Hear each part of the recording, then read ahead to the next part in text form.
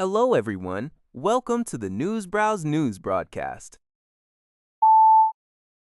The U.S. Federal Communications Commission has voted to advance a proposal aimed at effectively prohibiting Chinese laboratories from testing electronic devices intended for the American market, including smartphones and cameras.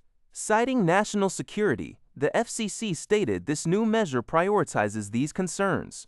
This initiative builds upon a previous FCC ban implemented last year, which prohibited testing by laboratories owned or controlled by foreign adversaries. According to the FCC, approximately 75% of certified devices in the U.S. undergo testing in Chinese-certified labs. The proposed rule would prevent the recognition of testing laboratories and certification bodies in countries that have not signed mutual recognition agreements or equivalent reciprocal trade pacts with the U.S. China is noted to not have signed such agreements. If the proposal is ultimately adopted, products tested and certified by these labs would face a gradual phase-out from the market within 2 years. This move by the FCC is part of a broader trend of measures aimed at excluding Chinese entities from U.S. supply chains. Earlier this year, the FCC also denied approvals for new consumer-grade routers manufactured by foreign entities on national security grounds, requiring companies to seek exemptions for such products. Concurrently, the FCC announced an order to establish a faster review process for devices tested in trusted laboratories, either within the U.S. or in comparable international locations.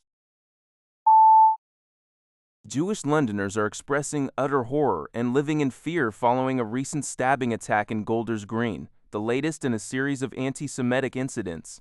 British Prime Minister Keir Starmer was heckled during his visit to the neighborhood, with residents shouting, "Traitor" and "Coward." Community members told CBS News they were saddened but not surprised, citing previous arson attacks on synagogues and a surge in local anti-Semitism. Dov Foreman, whose great-grandmother survived Auschwitz, noted the normalization of anti-Semitic rhetoric, like "globalize the Intifada chants," which he believes fuels real-world violence.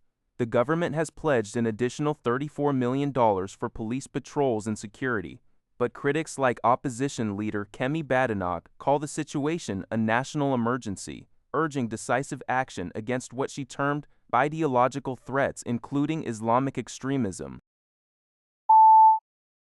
A poignant scene unfolded in southern Lebanon as a young girl joined hundreds in mourning her father.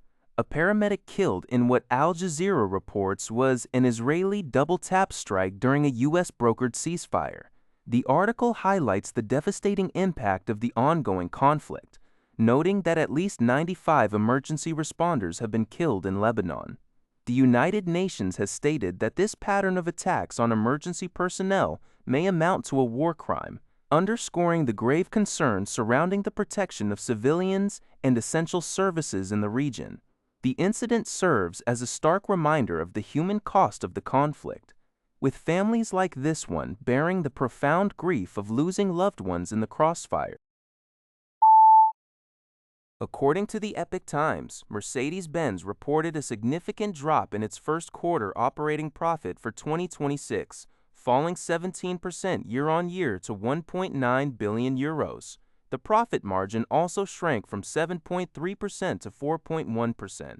This decline is primarily attributed to the ongoing sluggish Chinese economy and intensifying competition from local brands like BYD and NIO, which are encroaching on the luxury car market. Sales in Mercedes-Benz's largest single market, China, plummeted by 27%, contributing to a 6% global sales decrease. The average selling price per vehicle also dropped by approximately 7.7% to 66,700 euros. Furthermore, the German automaker faces pressure from anticipated higher raw material costs and additional tariff pressures in the coming year. In response, CEO Ola Källenius plans extensive cost reductions, including layoffs, and aims to launch 40 new models by 2027 to revitalize the product line. Despite the challenging start, Mercedes-Benz still forecasts its full-year 2026 operating profit to be significantly higher than 2025, partly due to a lower base from last year's restructuring costs and the expected launch of the revamped S-Class in the second half. That's all for this video. Thank you for watching. See you in the next video.